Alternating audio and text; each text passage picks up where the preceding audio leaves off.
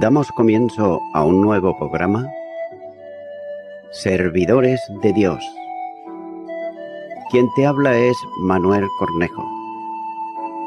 Estaré compartiendo la palabra de Dios y lo haré de una manera expositiva, versículo a versículo. Y en esta ocasión será en Efesios, capítulo 6, versículo 17, donde dice: Y tomad el yelmo de la salvación y la espada del Espíritu, que es la palabra de Dios. Hallamos aquí una nueva armadura que cubre, es el yelmo para el creyente cristiano, que cubre y protege la cabeza. El yelmo era el casco militar propio de los soldados romanos. Esta pieza debe recibirse y aceptarse como entregada por Dios mismo. Es notable la variación en la estructura del texto griego, que deja la forma participial utilizada hasta ahora para introducir la demanda mediante el uso de un imperativo.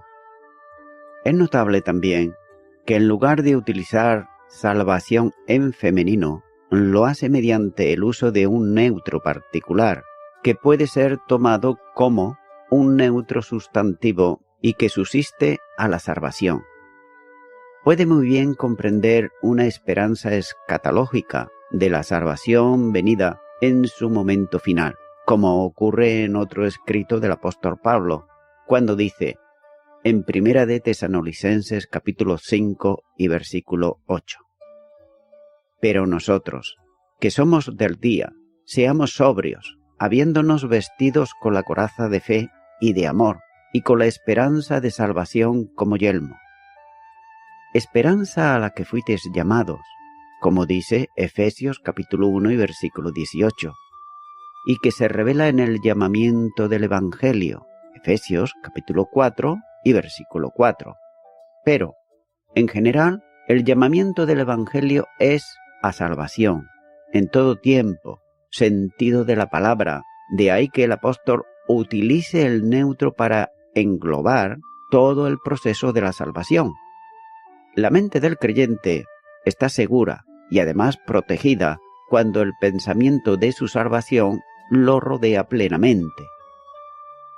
Es el pensamiento que llena la mente del creyente en relación con la salvación, no solo escatológicamente, sino también santificante en el momento presente.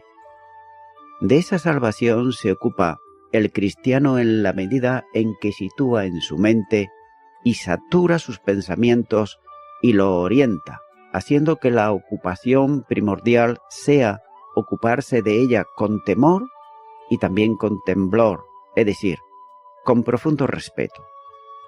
Filipenses capítulo 2 y versículo 12 nos dice: Por tanto, amados míos, como siempre habéis obedecido, no como en mi presencia solamente, sino mucho más ahora en mi ausencia, ocupaos en vuestra salvación con temor y temblor. Si este pensamiento está firmemente sujeto a la mente del creyente, se mantendrá firme frente a las artimañas de Satanás, ya que la argumentación del pasaje es bien sencilla. Satanás procura que la victoria del cristiano no sea plenamente disfrutada por él, de modo que cuando el cristiano está seguido por la verdad, las mentiras diabólicas no tienen efecto en él. Cuando está acorazado de justicia, la injusticia propia de la vida de las tinieblas no afecta. Como los pies están calzados con la paz, la inquietud propia de este mundo no tiene que ver en absoluto con él. Si el escudo de la fe le protege, los dardos de fuego que hacen vacilar la fidelidad no le alcanzará. De ahí que cubierta la cabeza con el yelmo de la salvación, de donde surgen los pensamientos, la inmundicia propia de los pensamientos mundanos, como dice Efesios capítulo 5 y versículo 6. De manera que no tendrá cabida y el cristiano se mantendrá firme en el terreno de victoria que ocupa en Cristo Jesús. unida a la pieza que cubre y ciñe, aparece también la espada, que aquí se le asigna al Espíritu y se vincula con la palabra de Dios.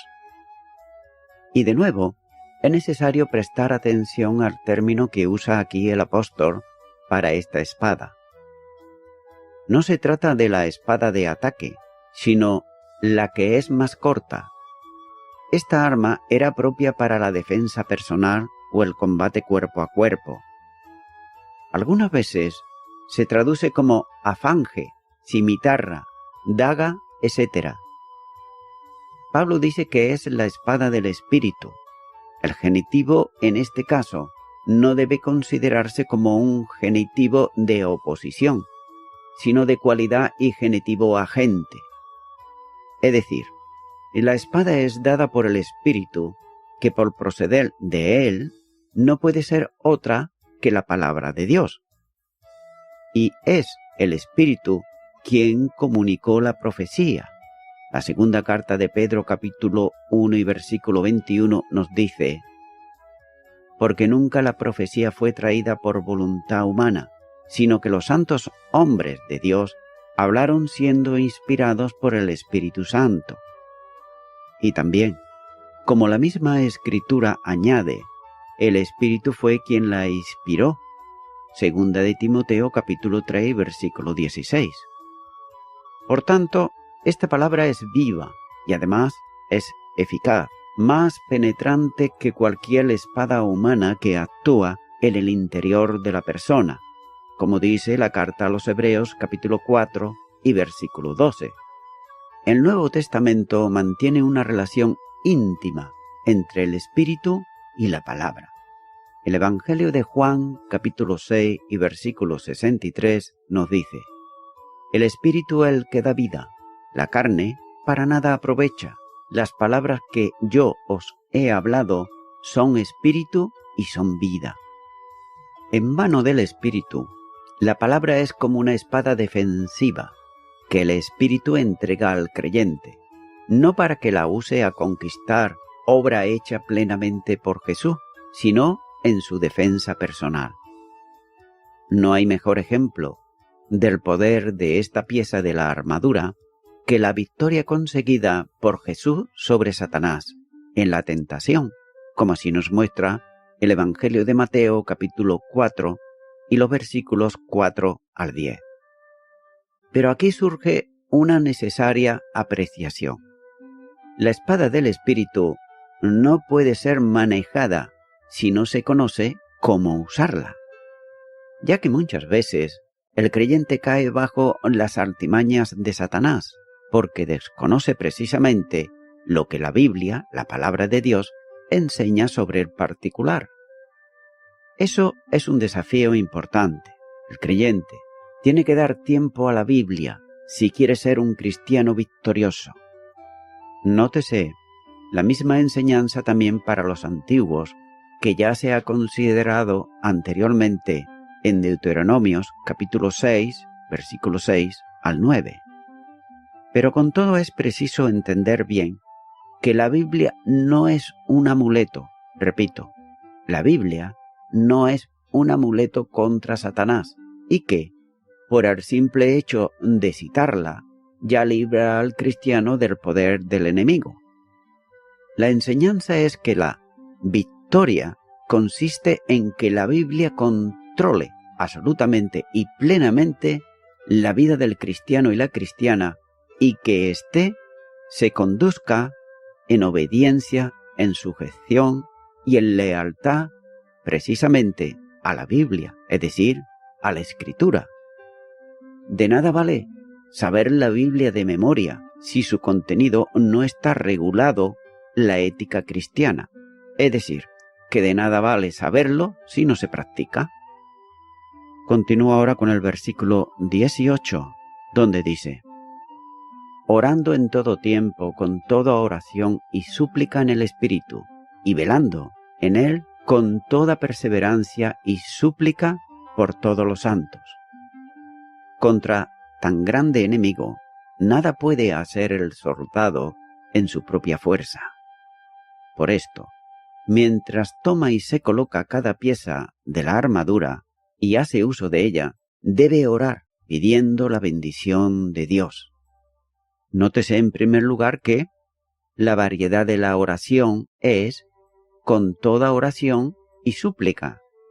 El apóstol hace especial hincapié en que la comunión del soldado con su general, es decir, la comunión del creyente con Dios, no debe ser sólo de una clase. Son muchos los que siempre están pidiendo cosas, los que se le llama espiritualmente los pedigüeños, que no hacen nada más que pedir, pedir y solamente pedir, ya que toda su vida de oración consiste en esto, en pedir para ellos o para ellas. Pero la oración, la primera mención de la palabra, es muy general. No debe incluir solamente clamores de ayuda, sino también confesión del pecado, profesión de fe, adoración, acción de gracias e intercesión. Además, la vida de oración debe ser definida, no solamente decir, «Oh Señor, bendice a todo lo que espera tu bendición», lo cual es muy general, sino, como dice la palabra, con súplicas o bendiciones, es decir, por necesidades definidas, ruegos por bendiciones específicas. Esto significa que la persona que ora debe estar en conocimiento de las situaciones concretas que hay a su alrededor, o al menos no debe hallarse limitado a su propio reducido horizonte. Debe, por tanto, conocer la situación donde su ayuda puede ser necesaria en oración e intercesión. Es por eso que debe separar, tal vez, hoy día para enfatizar esta necesidad, mañana para recordar otra. En cuanto y en dónde de la oración, es decir, en todo tiempo en el Espíritu, la oración en tiempo de gran calamidad, la oración en tiempo de gran calamidad o catástrofe, es algo muy de moda. El apóstol enseña a los lectores a venir a Dios en todo tiempo, es decir, no solamente cuando hay la necesidad. El libro de los Proverbios, capítulo 3, versículo 6, dice, «Reconócelo en todos tus caminos». En cuanto al dónde de la oración, no hemos de confiarla simplemente como lo hacían los antiguos a Jerusalén o a cualquier monte o a cualquier ciudad o catedral, sino que ha de ser siempre en la esfera del Espíritu, es decir, con su ayuda y en armonía con su voluntad. También hay que hacer notar la forma de la oración, que nos dice, estando alerta de toda perseverancia y súplica. Colosenses capítulo 4 y versículo 2 nos vuelve a repetir Pablo en la carta a los Colosenses y dice, perseverar en la oración, velando en ella con acción de gracias. Los que no permanecen alerta y son dejados e indiferentes en lo que respecta a sus hogares, en lo que pasa en las calles de su ciudad, de su región o provincia, en su país, en su iglesia, en su denominación o en el mundo, tendrán una vida de oración muy restringida. Y también los que no conocen la voluntad de Dios, porque dedican un tiempo íntimo al estudio de la palabra, no podrán cosechar los frutos de la oración. Los que no conocen las promesas no pueden pretender entrar en las profundidades de las promesas de Dios, en sus periodos devocionales, ni pueden participar de la profundidad y satisfaciente comunión con Dios. En consecuencia, orarán solamente de vez en cuando, por decirlo de alguna manera, por quedar bien, ya que no habrá perseverancia y solamente escasa súplica y peticiones por bendiciones definidas. Punto. Hallamos también los sujetos indirectos de la oración, cuando está diciendo por todos los santos. El Señor Jesucristo, durante su peregrinación en la tierra, dio importancia enorme a la oración intercesora, ya que oraba por otros según se ve en varias ocasiones, como por ejemplo, en el Evangelio de Mateo, capítulo 9, versículos 18 al 26, también el capítulo 15, versículos 21 al 28, también el capítulo 17 y versículos 14 al 21, por citar algunos. En Pablo se observa la misma actitud. El corazón de nuestro gran intercesor Jesús, que no solamente intercede por nosotros, sino que realmente vive con este fin determinado. La carta a los Hebreos, capítulo 7 y versículo 25, nos dice: por lo cual puede también salvar perpetuamente a los que por él se acercan a Dios, viviendo siempre para interceder por ellos. El Señor Jesús seguramente se siente íntimamente conmovido por estas peticiones de oración de aquellos que han creído en Él. Así, la comunión de los santos se mantiene viva y real. En esta comunión de oración, el judío convertido no debe olvidar al creyente gentil, ni el anciano debe olvidar al joven, ni el libre al que está en prisión, ni viceversa. Debe haber oración por todos los santos. Continúo ahora con el versículo 19, donde nos dice: y por mí, a fin de que al abrir mi boca me sea dada palabra para dar a conocer con denuedo el misterio del Evangelio. Uniéndose a los destinatarios de la oración intercesora, el apóstol pide que también sea él el objeto de la oración de los creyentes. La oración intercesora de la Iglesia por los hermanos debe incluir también a Pablo. Esta oración por él y por sus colaboradores era práctica entre los cristianos.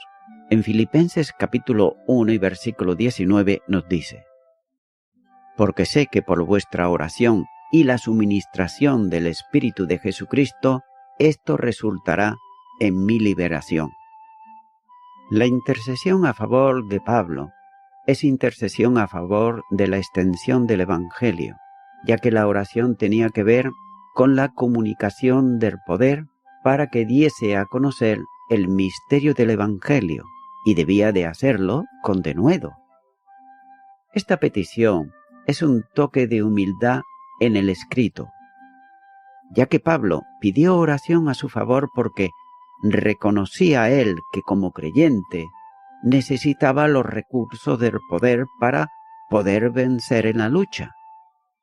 Los ataques de Satanás son distintos en cada caso, pero no cabe duda que uno de sus intereses es impedir por todos los medios la predicación del Evangelio para que las personas no sean salvas.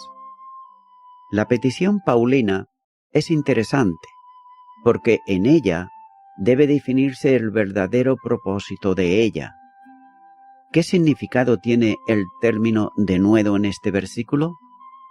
Pudiera entenderse como la ocasión de proclamar el Evangelio, tal vez pensando en la liberación de sus prisiones para que pudiera volver al campo misionero.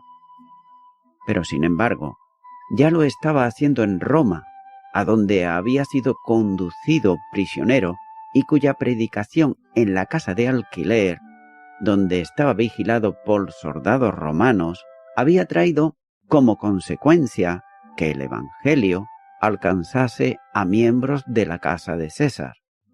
La carta a los Filipenses capítulo 4 y versículo 22 nos dice: todos los santos os saludan, y especialmente los de la casa de César.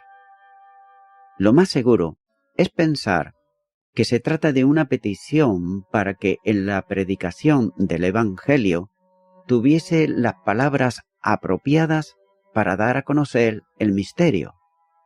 Esto sería lo que, al abrir de su boca, debería producirse con la ayuda de Dios. Es una misma petición con la que la Iglesia primitiva hizo cuando se avecinaba la persecución. El libro de los Hechos, capítulo 4 y versículo 29, nos dice: y ahora, Señor, mira sus amenazas y concede a tus siervos que con todo denuedo hablen tu palabra. Es necesario recordar que es Dios quien abre los labios de los profetas para que anuncien su palabra y lo hagan aún en medio de las dificultades y amenazas, como por ejemplo en el Antiguo Testamento, Ezequiel, capítulo 3, versículo 27 nos dice: «Mas cuando yo te hubiere hablado, abriré tu boca, y le dirás, así ha dicho Jehová el Señor, el que oye, oiga, y el que no quiere oír, no oiga, porque casa reverde son». En el ministerio de Cristo, el abrir de su boca era para enseñar a la gente. Mateo capítulo 5 y versículo 2 dice: «Y abriendo su boca les enseñaba diciendo». Y también fue Felipe, quien al abrir su boca, al impulso y dirección del Espíritu Santo, proclamó al eunuco etíope el mensaje del Evangelio, como dice en Hechos capítulo 8 y versículo 35. Lo que realmente está pidiendo el apóstol es que intercedan por él para que Dios abra sus labios a fin de proclamar el mensaje del Evangelio, no solo con precisión, sino también en cualquier circunstancia. Esta petición se entiende mejor cuando se lee el último escrito a Timoteo, en donde se aprecia cómo Satanás procuró que su ministerio no resultase eficaz, como dice la segunda carta a Timoteo, capítulo 4 y versículo 17. El león, figura de Satanás, había intentado amedrantar a Pablo e impedir su ministerio eficaz, sin conseguirlo, por cierto. Las armas de los huestes de maldad nada pudieron contra la protección divina del ministerio apostólico de Pablo. El sentido de la expresión con denuedo está íntimamente vinculado con la proclamación del misterio del Evangelio. En otras palabras, que Dios le dé claridad de expresión suficientemente firme como para manifestar a Cristo, su persona y su obra ante las gentes. Sin duda, la expresión tiene siempre algo de indeterminación, pero ambas cosas son posibles, y nótese que primero debería de tener disposición para programar el mensaje en cualquier circunstancia. En segundo lugar, debería tener capacidad para declarar a Cristo con toda claridad. Nótese, por otro lado, que el Evangelio va vinculado a la proclamación de la persona del Salvador, es decir, a Jesucristo. El Evangelio es un mensaje cristocéntrico, en el que el Salvador es proclamado para ser aceptado como único y suficiente Salvador por quienes escuchan el mensaje del Evangelio.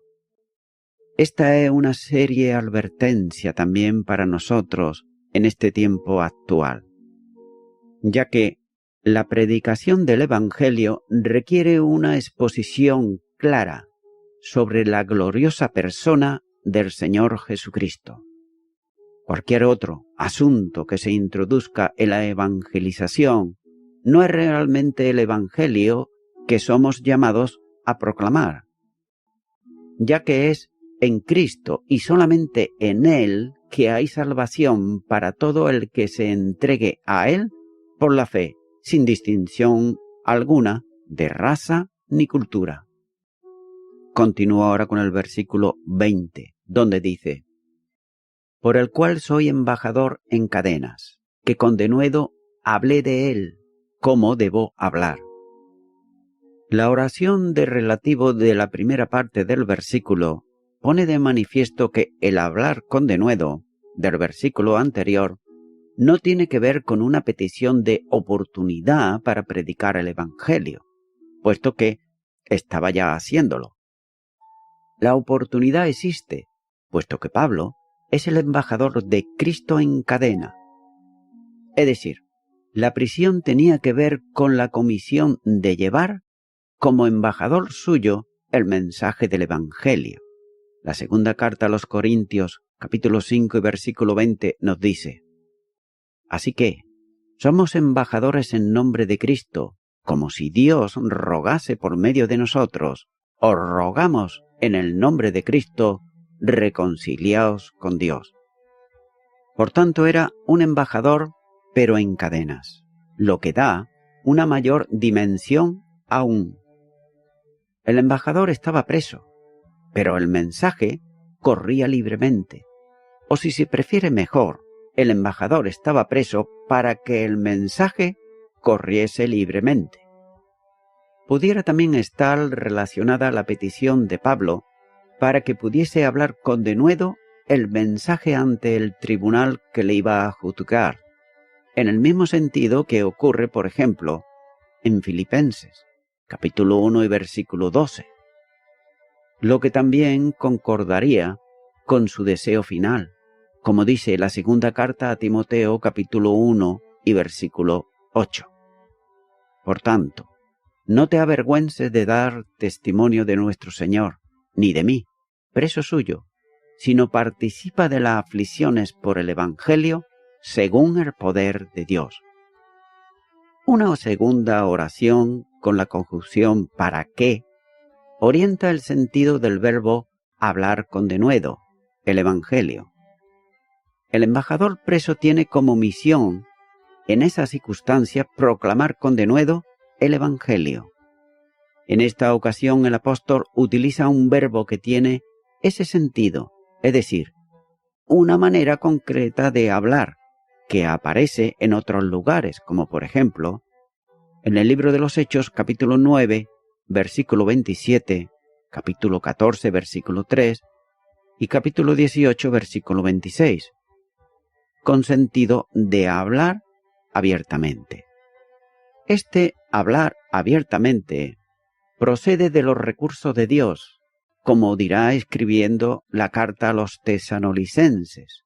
Y en 1 Timoteo capítulo 2 y versículo 2 dice: por los reyes y por todos los que están en eminencia, para que vivamos quieta y reposadamente con toda piedad y honestidad.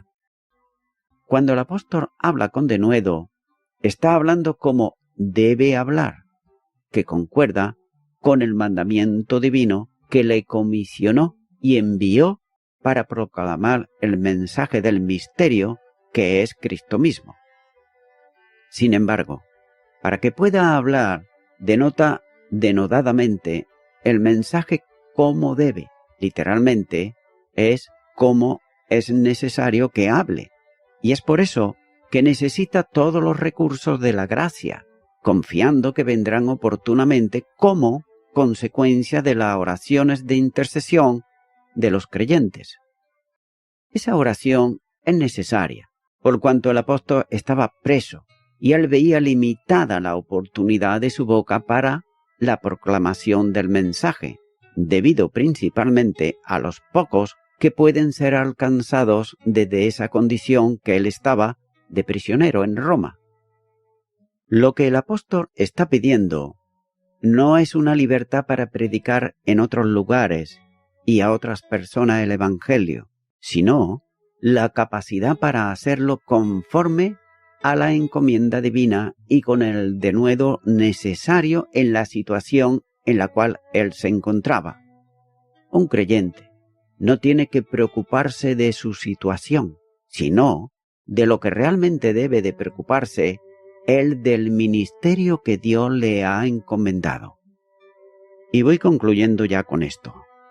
Pablo sabía también que necesitaba palabras adecuadas y libertad para decirlas, y por ello pidió a sus hermanos en Cristo que oraran en consecuencia. También, en los días de hoy, todos nosotros sigue siendo necesario pedir la misma sabiduría y libertad para expresarnos de un modo acertado, es decir, que le hemos también de decir a los hermanos que oren por nosotros. Y acto seguido debemos de ponernos manos a la obra. Estimado y estimada oyente, en el pasado, en el presente y en el futuro, hubo, hay y habrá millones de personas que hablan por su propia cuenta. Y lo hacen quizá por su experiencia vivida a lo largo de su vida, quizá por su propia sabiduría, pero pese a que quizá son buenas voluntades, tan solo quedaron en eso, buenas voluntades. Amigo y amiga oyente, el apóstol Pablo predicaba el Evangelio de Dios, y las personas que lo escuchaban y además aceptaban a Jesucristo en sus vidas como Señor y Salvador, sus vidas eran cambiadas por el Evangelio y les daba sentido a sus vidas, presentes y futuras. Por tanto, el Evangelio no es tan solo buena voluntad de Dios para el pecador, sino que también es una realidad presente y futura. Es por eso que, estimado y estimada oyente, yo te animo a que en esta hora, si tú no lo has hecho todavía, tú puedas aceptar el Evangelio de Jesucristo. Es decir, que tú aceptes a Cristo en tu corazón como Señor y Salvador.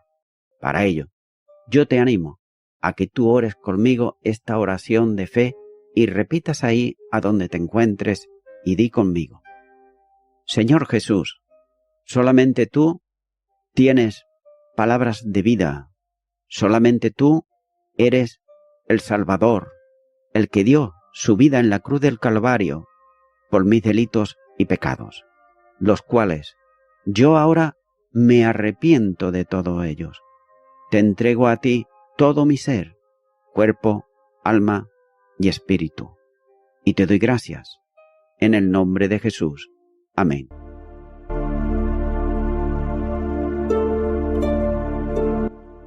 Amigo y amiga oyente, si tú has hecho esta oración de corazón, te recomiendo que comiences a orar a Dios, en primer lugar, en el nombre del Señor Jesucristo. Orar a Dios no es rezar, sino que es hablar con una persona. También te recomiendo que leas la palabra de Dios y lo hagas a diario. Comienza, por ejemplo, con el Nuevo Testamento. Y también, por último, te recomiendo que para que puedas crecer espiritualmente, te congregues en una iglesia cristiano-evangélica, donde se predique, se enseñe y se practique la sana doctrina y la palabra de Dios. Congrégate ahí y con el tiempo podrás crecer espiritualmente y también servir al Señor Jesucristo. Que Dios te bendiga. Y a toda la audiencia, nuevamente ya me estoy despidiendo de todos ustedes y será hasta el próximo programa. Que Dios os bendiga a todos.